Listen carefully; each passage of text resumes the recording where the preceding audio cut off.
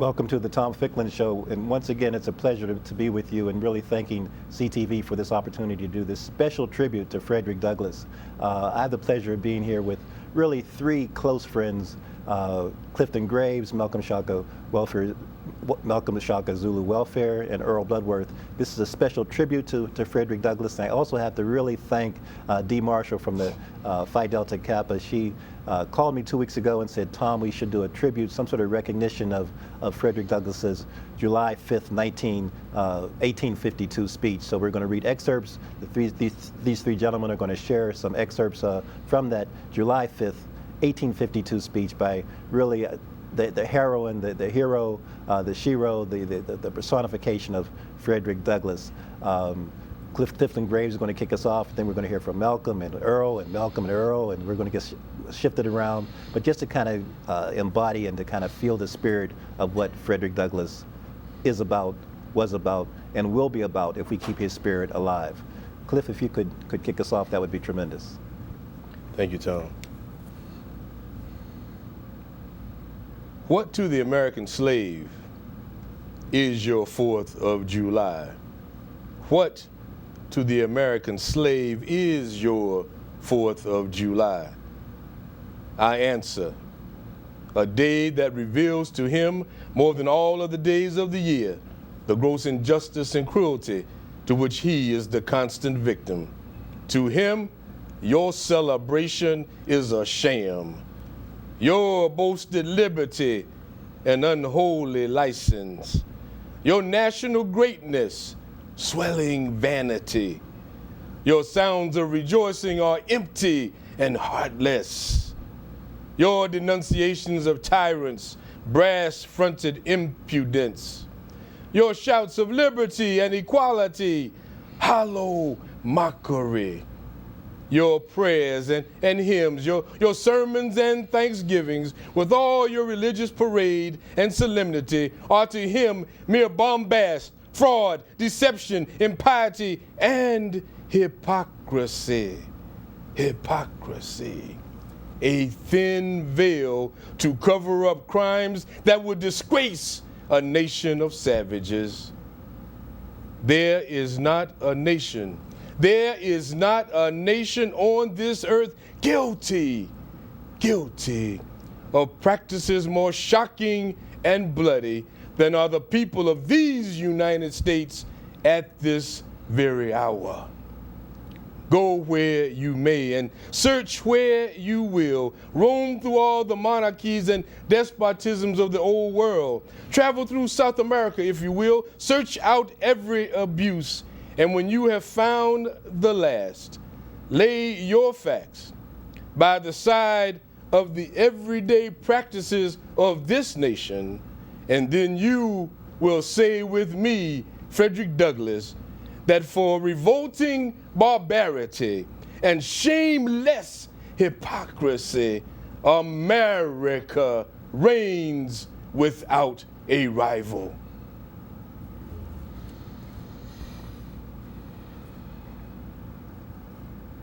Mr. Bloodworth. So, wow, that's a tough act to follow. We're all here to kind of commune, and this is such an important endeavor. The section I'll be reading just spoke to me about the chasm that existed and still exists between the construct of the races here in America. So I'll just begin with it. But such is not the state of the case. I say it with a sad sense of the disparity between us. I am not included within the pale of this glorious anniversary. Your high independence only reveals the immeasurable distance between us. The blessings in which you, this day, rejoice are not enjoyed in common. The rich inheritance of justice, liberty, prosperity, and independence bequeathed by your fathers is shared by you, not by me. The sunlight that brought light and healing to you has brought stripes and death to me. This 4th of July is yours, not mine. You may rejoice, I must mourn. To drag a man in fetters into the grand illuminated temple of liberty and call upon him to join you in joyous anthems, were inhuman mockery and sacrilegious irony. Do you mean, citizens, to mock me by asking me to speak today? If so, there is a parallel to your conduct, and let me warn that it is dangerous to copy the example of a nation whose crimes, towering up to heaven, were thrown down by the breath of the Almighty, burying the nation in irrevocable ruin. Any comments, though, about that? I mean, like I said, to me, it still speaks about the chasm between the races, and even back then, I mean, we were considered less than humans, beasts of burdens. 3/5, you had the 3/5 clause or the compromise, which was co-produced by Roger Sherman, who was our representative at the time for the state of Connecticut. So it boggles the mind that we still deal with some of the same issues back then that we do today. We are still considered less. You're always trying to prove yourself and strive. We still have to cross over in order to get a pill. All of our culture and everything that exists within us that make us who we are, how we live and how we breathe, our rhythm, is taken for a joke, unless it is something that entertains the other. Yes. So. Yes. Malcolm, please. The papers and placards say that I am to deliver a 4th of July oration. This certainly sounds large and out of the common way, for it is true that I have often had the privilege to speak in this beautiful hall and to address many who now honor me with their presence. But neither their familiar faces nor the perfect gauge I think I have of Corinthian Hall seems to free me from embarrassment. The fact is, ladies and gentlemen, the distance between this platform and the slave plantation from which I escaped is considerable, and the difficulties to be overcoming in getting from the latter to the former are by no means slight. That I am here today, to me, is both a matter of astonishment as well as of gratitude.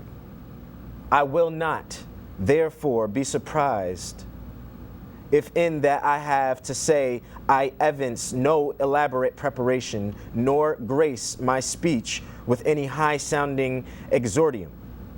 With little experience and with less learning, I have been able to throw my thoughts hastily and imperfectly together, and trusting to your patient and generous indulgence, I will proceed to lay them before you.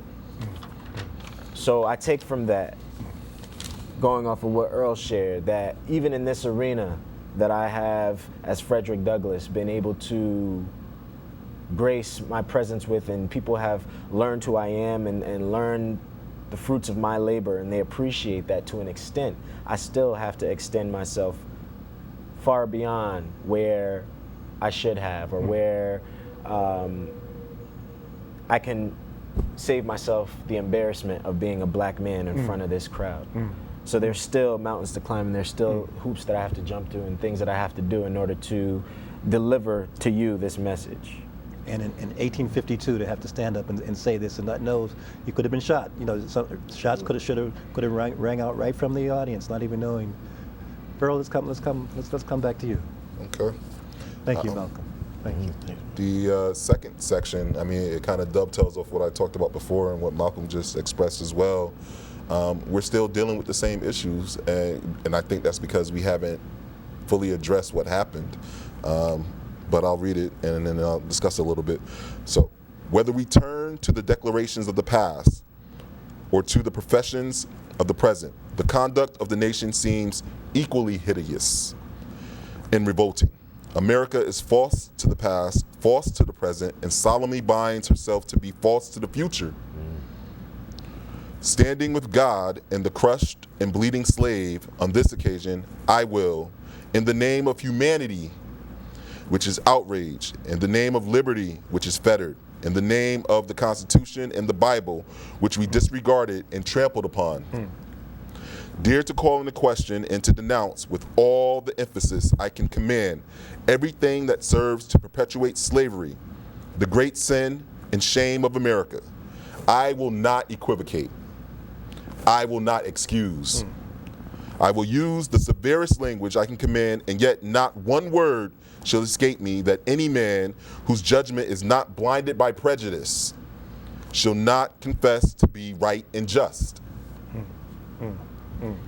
So to me, that speaks that until we deal honestly with everything that's happened in America, how America became to be, how we became this great power on the backs of slaves and other immigrants, we won't make any progress. We'll still be dealing with these issues. There was a recent court case in April from Supreme Court in April 2016 of this year, where they were redrawing the legislative lines in the district, and they didn't want to count immigrants. These are people or non-citizens. They're paying their taxes. They're working. They're not here legally, unfortunately, but they're here and they're working, doing jobs that other people don't want to do, and they don't want them counted.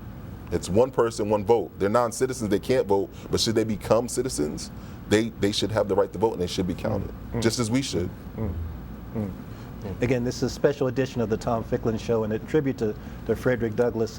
Again, the speech he gave in 1852 in Rochester, New York. And again, 1852, not 1952, 1852, before the Civil War, before Dred Scott, before even the BET Awards. We were talking, gentlemen, about the BET Awards, the humanitarian speech. Yes. And Jesse Williams. With Jesse Williams. And if those of you that want to kind of Google the Jesse Williams speech, you will see every sentence that Jesse has recites. There's a direct relationship to a sentence that's in the, again, just Google Frederick Douglass July 4th speech, actually July 5th in Rochester, New York in 1852. And again, a shout out to Dee Marshall for allowing us to kind of, for spurring this idea, because she called me and I just really appreciated that. And her sorority, her educational sorority, wants to be more involved next year to expand this. Cliff, let's go to your Emmy reading award, and don't embarrass these gentlemen too much, because you know, but just be you. Be you. I would defer my comments to the end. But Oh, I think we have a okay. few That's minutes. fine. Yeah. So yeah, this last piece? Yeah. But we'll have like 10 more shows after this, man. Okay, all right. Continuation. At a time like this, scorching irony, not convincing argument is needed. Oh, had I the ability, and could I reach the nation's ear, I would today pour out a fiery stream of biting ridicule, blasting reproach, withering sarcasm, and stern rebuke. For it is not light that is needed, but fire. It is not the gentle shower, but thunder. We need the storm, the whirlwind, and the earthquake. The feeling of the nation must be quickened.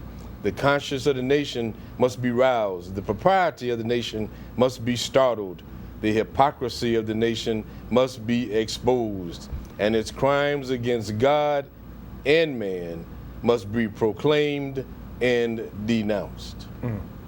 Proclaimed and denounced. Absolutely. Yes. I'll say this, if you don't mind, Tom. First, let me just Please. thank you, Tom, and CTV for allowing us to be in the studio and the stage and share with these young men who have a lot of respect for, admiration for Earl and Malcolm. And I think in reading the speech, and I'm sure I share the sentiment, all of us here are college educated. Yes. We have formal college educations. And I have to tell you, and looking at this speech that was written and delivered 164 years ago, with all due respect to everybody on the stage, we'd be hard-pressed. Hard-pressed. Hard-pressed, the four of us, even if we put our heads together to come up with a speech as powerful, Yes. as insightful, Yes. as biting, Yes. as this that was written and delivered by Frederick Douglass. Bear in mind, for those who don't know, and you should know, that Frederick Douglass was a former African captive. He was a former slave, and for the most part, self-taught. Yes. And wrote his own autobiography, and then taught himself in many ways how to read and write with the assistance, I think, in his early years of his slave mistress. Yes. But for the most part, he did this on his own. So for him to write something so compelling that we can deliver now and read 164 years later that has relevance, as you mentioned earlier, Jesse Williams, and you cited Jesse Williams' BET speech the other night. But the words that the biting ridicule, the hypocrisy, that certainly still embodies the essence, the sinew of this country's Yes. being, that Douglass cited 164 years ago, that's still relevant and still accurate and still true today, is something for all of us to reflect Yes. on. And it gives us an opportunity, and in particular in this election year, where those contradictions are being drawn out and being put on the table for all of us to see once again. although it never really went away. Even with the election of Barack Obama, we can all acknowledge that America really never fundamentally changed. It's its character. But so the challenge for us still remains. The challenge that Douglas laid before us 164 years ago. And for that, I'm grateful and thankful for this opportunity, and thankful and appreciate the work that these two young men are doing. Absolutely. And fulfilling that legacy, both Malcolm and Earl. And so God bless them and continue to bless our struggle. Thank you, Cliff. Thank you. I appreciate that. I think we may have even one more time for one more segment if it's on your heart and mind. Malcolm, you want to perhaps read one more? Sure. In light of what Brother Clifton Graves said in terms of those criticisms, I'd like to share with the crowd some of those criticisms because they are very much relevant today, and they do shed light on the behaviors and some of the mechanisms that we see working in America on people of color across all parts of the diaspora, the African diaspora. Americans, your Republican politics, not less than your Republican religion, are flagrantly inconsistent. You boast your love of liberty, your superior civilization, and your pure Christianity, while the whole political power of the nation, as embodied in the two great political parties, is solemnly pledged to support and perpetuate the enslavement of 3 million of your countrymen. You hurl your anathemas at the crowned head of tyrants of Russia and Austria, and pride yourselves on your democratic institutions, while you yourselves consent to be the mere tools and bodyguards of the tyrants of Virginia and the Carolinas. You invite to your shores fugitives of oppression from abroad. Honor them with banquets, greet them with ovations, cheer them, toast them, salute them, protect them, and pour out your money to them like water. But the fugitives of your own land, you advertise, hunt, arrest, shoot, and kill. You glory in your refinement, in your universal education, yet you maintain a system as barbarous and dreadful as ever sustained the character of a nation. A system begun in avarice, supported in pride, and perpetuated in cruelty. You shed tears over fallen Hungary and make the sad story of her wrongs the theme of your poets, statesmen, and orators, till your gallant sons are ready to fly to arms in vindictive her cause against her oppressors. But in regard to the 10,000 wrongs of the American slave, you would enforce the strictest silence and would hail them as an enemy of the nation who dares to make these wrongs the subject of public discourse. You are all on fire at the mention of liberty for France and for Ireland, but are as cold as an iceberg at the thought of liberty for the enslaved of America. And you know, Cliff, when you were chatting about his educational journey and sojourn, to have that international information in 1852, no YouTube, no TV, no radio, think about it, no fax machines, no computers, no CNN, have access to international what's going on throughout the globe and integrate that into our dilemma, then our dilemma now. He sounds like a freedom fighter today. It sounds like a freedom fighter, and that's why, again, 1852, Rochester, New York. Rochester, New York. And the North Star, of course, people, and you're referencing people to kind of further research who Douglas is, and as I say, was, because we are the embodiment of his spirit and want to carry on that legacy. Yes. The Gilder Lehrman Center at Yale, really, through David Blight, has a number of things that occur, educational opportunities pertaining to Douglas and freedom and liberation struggle. The Gilder Lehrman Center for Slavery and Resistance, recommend that people kind of check that out. But yeah, just to have you gentlemen here is so rewarding as we go through our celebrations of July 4th and the fireworks, etc. But just to realize that whose America is it, and what is our rightful ownership of it? You're referencing of the current political campaign. Obviously, that's providing a lot of angst in everybody's mind. But we're always at a historical moment. But clearly, this is a very real historical moment, and for us able to do the Sankofa, looking back, being centered as well as forward at the same time, is just, I think, one of the paradigms that we want to kind of embody. It's part of our DNA to realize that our ancestors are with us daily, every second, every minute, and our unborn are with us every second, for us to consider that as well. that the spirits are infusing us. Yes. We have maybe 5 or so, three or 4 more minutes. Anything you gentlemen like to share? And just the struggle continues, and we need to be resolute in progressing forward, because we forget where we come from, and the history is lost, and we're going to be doing to repeat it. I mean, there are states that are easily putting people in disenfranchised positions where they won't even be able to vote in this particular election. So we need to be vigilant, ever vigilant, and be on our guard. I would just like to say, and I'll leave the last word for you, Brother, yes, for the Graves. Thank you again, Tom, for allowing us all on this platform. And it is essential to have these conversations. But as we look at the systems that are at play, it's also important to look at the interpersonal systems that are happening amongst all of us. We all play a role in helping to dismantle racism and the systems that surround racism and help it grow and proliferate through our country, or we can help promote it. And so it's up to us to really look at our interactions with each other and make sure that we are doing all that we can in order to dismantle and to take down. Help the youth. Yes, absolutely. Yes, I agree, and that's the work that these two young men are involved in. So I too commend you, Tom, for the work you have done and continue to do as far as educating and enlightening our community.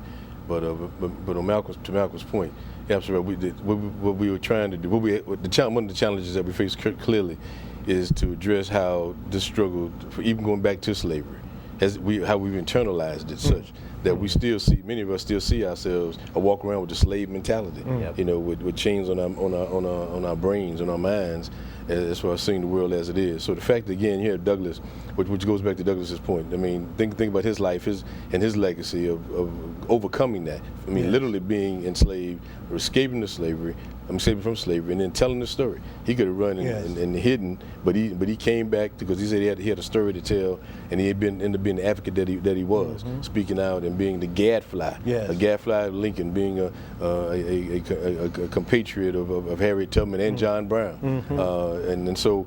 And of course, so his legacy it bears studying, and it bears studying, and it bears following, and adhering to, and learning, gleaning from this speech and gleaning from his own life story.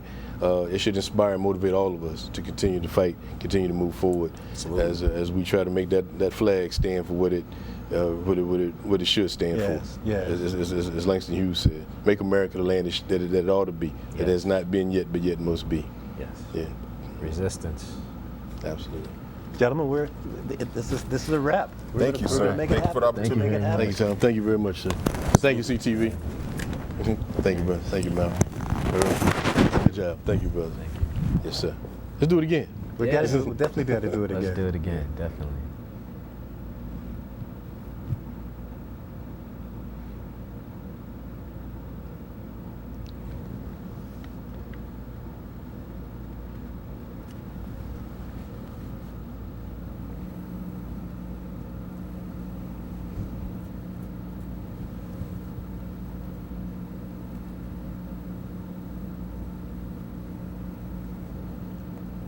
I can't tell. They're there.